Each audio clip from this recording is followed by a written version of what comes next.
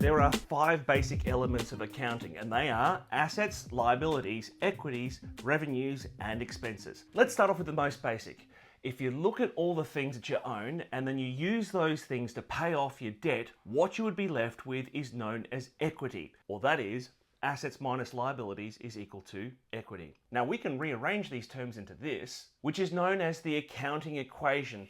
It's both simple and yet incredibly important. These 3 elements are the stocks. They are the permanent accounts, and they represent the value of all the things that we have at any one point in time. And if there are stocks, there will be flows. And most people would intuitively recognize that profit is equal to revenue minus expenses. Pretty easy, right?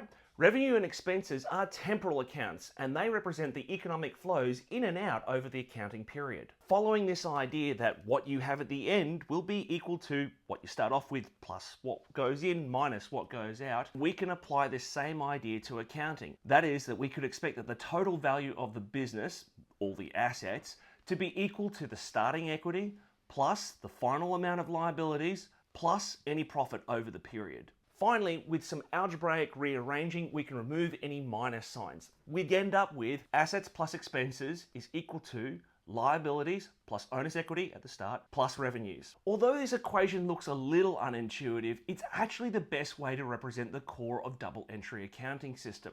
Remember that each line item here would have its own account or ledger. For example, all of these assets here would be broken up into cash on hand, bank accounts, inventories, equipment, land, motor vehicles, etc., etc. The left side are debit accounts. The right side are credit accounts. Indeed, every account will have its own debit and credit side. The debit accounts, that is the assets and expenses, are increased with additional debits, and they are drained with additional credits. Conversely, liabilities, equities, and revenues will all normally have credit balances. Thus, they will be increased with more credits and decreased with debits.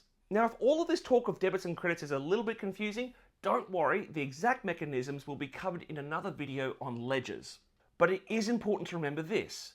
You need to train yourself into thinking in terms of increasing or decreasing, not in terms of pluses and minuses.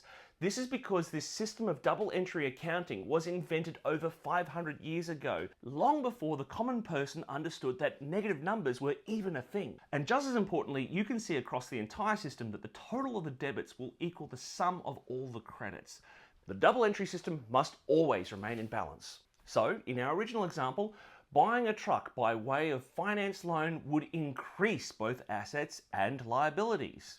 Paying for an office rent would decrease assets in the bank account and increase expenses. If we make a sale, we would also increase income and increase the bank account asset. You see, in every case, the system is always in balance. My name's Phillip Wong. Thanks for watching. Happy studies, guys.